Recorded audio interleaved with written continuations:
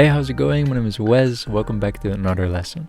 In today's lesson, we will have another look at the tildes in Spanish. Now, in the previous purple lesson, which I think was lesson number 25, we also took a look at the tildes in Spanish. And in that lesson, we saw that tildes can be used to change the sound of a letter or a word. And so in today's lesson, I want to build upon that a little bit. And I want to show you another reason why tildes are being used. Alright, so just as a little refresher, in the previous lesson, we saw that tildes kind of in a way demonstrate how words or letters are being pronounced. So we have different ways of saying things depending on where we put the tilde in a word. So we can say sábado or we can say sábado. It's two different ways of putting the stress in a word depending on where we place the tilde. And in the previous lesson, we saw all of these words which have two different points of where we put that tilde or where we put the stress on the word. So sábado, the stress is on the first A, or sábado, and the stress is on the second A. So we already saw that in the previous lesson, so depending on where the tilde is located, the word has a different pronunciation. Now in this lesson, I want to dive a bit deeper into tildes and how tildes can be used to change the meaning of the word itself. So for example, if we have this sentence. Sí, es cierto. Sí, es cierto. Then in this sentence, we see that the word sí has a tilde. And because it has this tilde, sí, this sí in this sentence, means yes in English. So sí es cierto means yes, that's right. However, if we then move on to a different sentence, which is I will come if there are snacks. I will come if there are snacks. Vendré si hay aperitivos. Vendré si hay aperitivos. Then again, we see this sí here, but this time we see the sí without a tilde. So just S-I, not this tilde on top of the I. And because we don't use the tilde here, this sí actually does not mean yes, like it did in the previous sentence, but because we don't use this tilde, now this sí actually means if. So depending on if we use a tilde, yes or no, not only does it change the pronunciation of a word, but it can also change the meaning of the word itself. So that's a very important thing to understand. So let's look at some examples. So for example, when we say he is very tall, then the word for he in Spanish is él, with the accent or tilde on the I. So él with the tilde means he. So él es muy alto means he is very tall. Él es muy alto. Él es muy alto. However, if we say El globo es redondo. El globo es redondo. which means the balloon is round, then él in this sentence does not mean he because it doesn't have the tilde on top of the I. So el actually without a tilde means the. So el globo is the balloon. So just by adding or removing this tilde, like this very tiny mark at the top of the letter, the word can actually have a different meaning. And we see the same thing happening with, for example, ¿Cómo estás?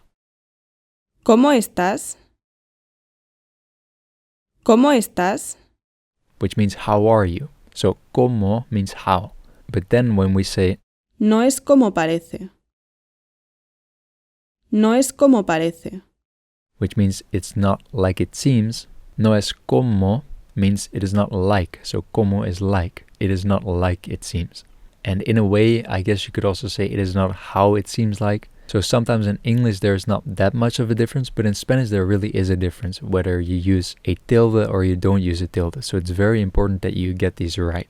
Alright, so one more example just to make sure that we are on the same page here.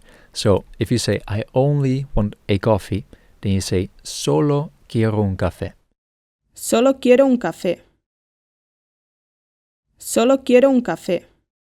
But solo, if you write it without the tilde, it can also mean alone. So if you say, I am home alone, then you can say, estoy solo en casa. Estoy solo en casa. Or, estoy en casa solo. Estoy solo en casa. Estoy solo en casa. So here you can see the importance of using or not using a tilde because it has two different meanings. Hey, what's up? It's Wes from the future. I'm sorry to interrupt this video. I just wanted to let you know that I also have a Patreon, where you can get early access to the next video lessons. All you have to do is to click on the link in the description, which will take you to my Patreon page where you can sign up for early access to the next lessons. Because here on YouTube, I only upload one new video every week. So if you don't want to wait for a new lesson to appear and you already want to watch all of the new lessons, then you can do so by going to my Patreon. Alright, that's it for this short interruption. I'm sorry. Let's get back to the video. Alright, so by now I'm pretty sure that you get the point. So when we use a tilde, the accent of the letter or the word changes. And when we use or do not use a tilde, it can also change the meaning of the word or phrase. And then just a couple more examples. If you say tú with a tilde, then it means you, as we saw before in our verb conjugation lessons. But if you say tú without the tilde, it means yours. So there's a slight difference there. Also with me or me with a tilde means me, and me without a tilde means my. Or as the last example I will give you, te with an accent or tilde means ti, and te without a tilde means you. So there's a big difference in those two words there.